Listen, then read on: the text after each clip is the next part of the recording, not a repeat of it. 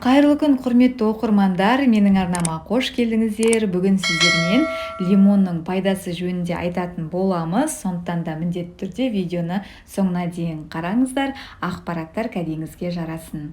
Жалпы бүгін біз лимон туралы айтатын боламыз, яғни лимон жеті аурудың алдын алады. Ал ендеше кеттік, қандай аурулар екенін бірге білетін боламыз.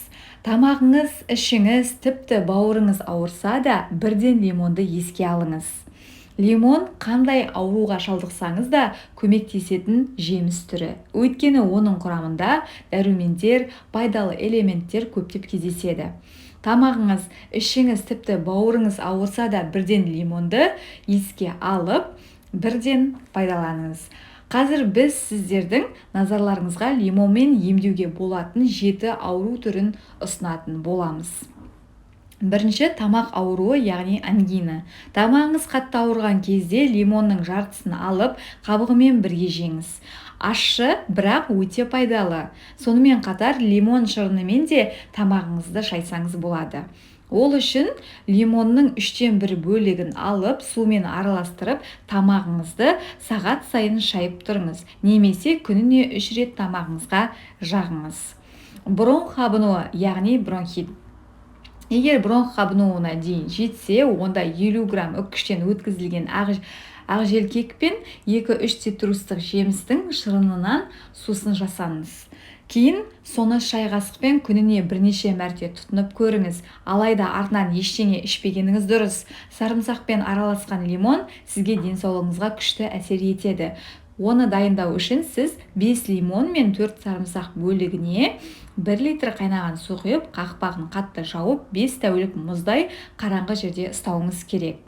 Дайын болған соң күніне 3 рет тамақтан 20 минут бұрын шай қасықпен ішіңіз. Жүрегіңіз айнып, майлы тамақ жегеннен кейін құсқыңыз келсе, жарты лимонның шырыны мен жарты шай қасық ас содасын араластырып ішсеңіз, ауруыңыз бірден басылады. Тұмау кезінде дәрілік шөптермен және лимонмен шай ішіңіз. Әсіресе жалбыз қырмызы, шатыраш, қырықбауын, бақа жапырақ секілді шөптермен ішкеніңіз жақсы. Мұндай қоспалар ағзаңыздағы кальций мөлшерін көбейтеді, ал кальций қызуыңыз көтерілгенде керемет көмектеседі. Жүрек қан тамырлары жүйесінің ауруы. Яғни біраз қасық қарағай қылқанына 1 стақан қайнаған су құйып 30-60 минут суығанын күтіңіз. Дайын тұнбаны сүзгіден өткізіп, қабығы ашылған және ұнтақталған жарты лимонмен араластырып, күніне 3 рет тамаққа дейін тұтыныңыз. Емделу курсы 15-20 күн. Бауырдың қабынуы, гепатит.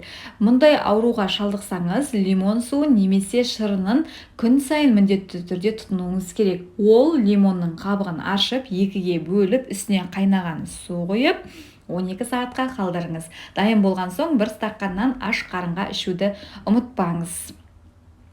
Артериялық қысымның төмендеуі, гипотония.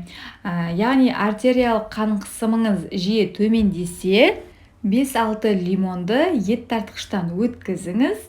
Дайын болған лимон езбесіне 100 грамм шағыр гүлінің жапырақтарын қосыңыз. Бұл дәрілік өсімдікті барлық дәріханадан табуға болады.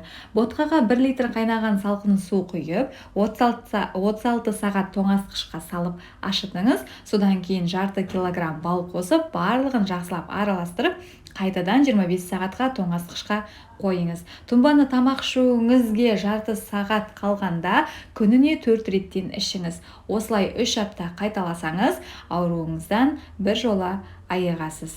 Лимон жоғарыда айтылған ауру түрлерінің алдын алуға көмектеседі. Ауру айтып келмейді дегендей, бұл жемісті қай жерде жүрсеңіз де өзіңізбен бірге алып жүруіңізге тырысыңыз, ем болсын. Ақпарат пайдалы болады деген ойдамыз. Назарларыңызға рахмет, сау болыңыздар.